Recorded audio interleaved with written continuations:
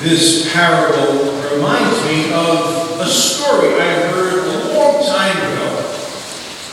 The play was about to begin, and the director couldn't find the lead actor.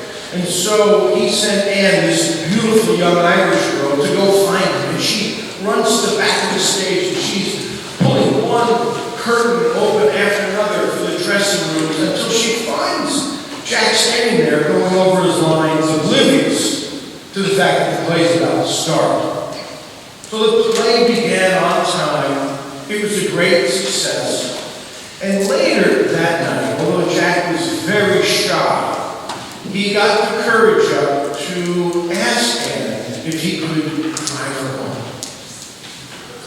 6 months later, they were married. 9 months later, I was born.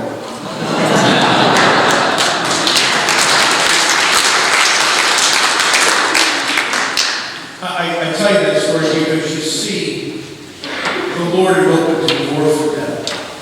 And they both stepped through it, and they rode on the wisdom of God into a very different kind of life than they would have had if they hadn't met. If he hadn't asked her for that bride. And I sure would have had a different life.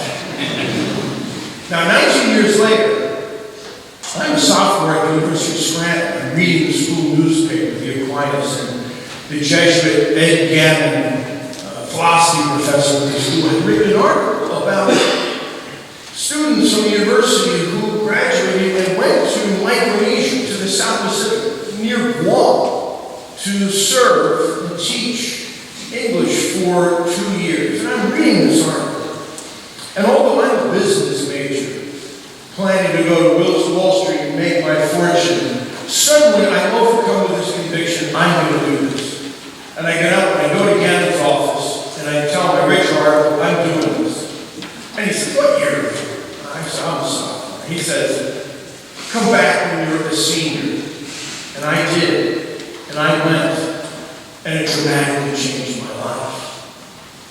The door was open, and I stepped through, and I rode on that divine wisdom that we heard about in our first reading. Now, I'm reminded of these stories because of today's parable. Now, this parable is not telling us go buy extra oil from Costco. Don't go to Sneed or be a virgin. That's not what Jesus is about here. Instead, he's asking us to be alert, to be attentive, to be ready to act, to be ready to step through that door when the Lord opens it for you. He wants disciples who are alert to his nudge or nudges, because it seems we need a lot of them, at least I do. And he wants us to be attentive and alert to when he does nudge us to live the gospel more fully, to do the next good thing. You see, he's telling us this parable because he wants wise disciples. And that's who we are. We are wise disciples. So just in case I didn't get my point across, what kind of disciples are we? Wise. These guys really got it. I'm not sure, but over here, so they need extra. What kind of disciples are we? Wise disciples. Now, what does that mean? Well, let me help you out with that. I hope, though, that you can recall moments in your life where a door was open and you stepped through it, where you were nudged enough times that you made a decision, that you acted, and your life took a different direction. Your life then kind of rode on that divine wisdom. And perhaps it was when you met your wife or your husband. Perhaps it was when you decided to go to grad school or take your health seriously or stop drinking or let go of that grudge. I hope you have memories of this.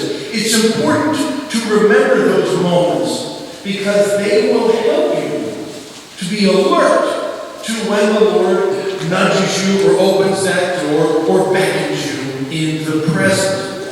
This is what it means to be a wise disciple.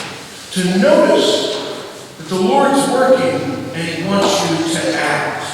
Now here's the key insight. The only reason the Lord can open the door in your life, the only reason He can nudge you or beckon you or attract you is because He is actually involved in your life. He walks with you. He is present to you whether you know it or not. Remember the name that He was given by the angel? Emmanuel, God with us. Remember what He told us at the end of Matthew's Gospel? He's standing on the Mount of Galilee and He says, I will be with you always. At the end of the Eucharistic prayer, our priest holds up the Eucharist, I hold up the chalice, and what does he say? In Him, with Him, and through Him, in the unity of the Holy Spirit. That's what a wise disciple does. A wise disciple works through the Lord, walks with Him, lives in Him, and under His influence. Now, a wise disciple, of course, has to be a discerning disciple because, let's face it, not every thought you have, not every feeling you have, not every desire you have comes from God. Not every motivation is pure. But let's face it, sometimes we have thoughts and needs and desires and fears that drive us. Sometimes we have to decide out of how we were raised or out of some crazy thought that our culture is having these days. So a wise disciple has to be discerning. And that capacity to discern, to sense that it's Jesus nudging you or open that door, comes from getting to know Him, getting to know His story in the gospel. And the wise disciple, therefore, is someone who prays. She prays regularly. She consults wise friends. She immerses herself in the liturgy, in the liturgical year, in the story of Jesus. Now, for the most part, we don't have to make big decisions like going to Micronesia or should I go to grad school. Most of the time, we make small choices. We make small decisions. How should I respond to this person in work? How should I deal with this situation at home? How should I treat another person? Or how should I treat myself?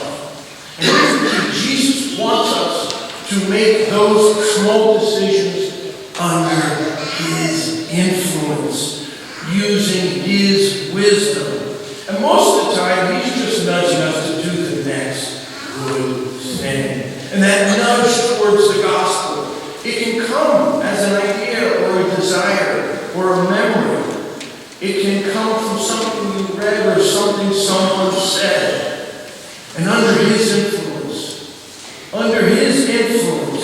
you will see that your decisions and actions will be transformed. Under His influence, lives are changed. People flourish because these little acts add up.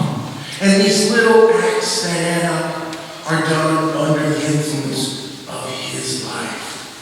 So my friends, this morning I pray that we live as wise disciples. I pray the Holy Spirit comes upon you today and this week so that your choices and actions are filled with divine wisdom, divine power, divine life. It makes all the difference.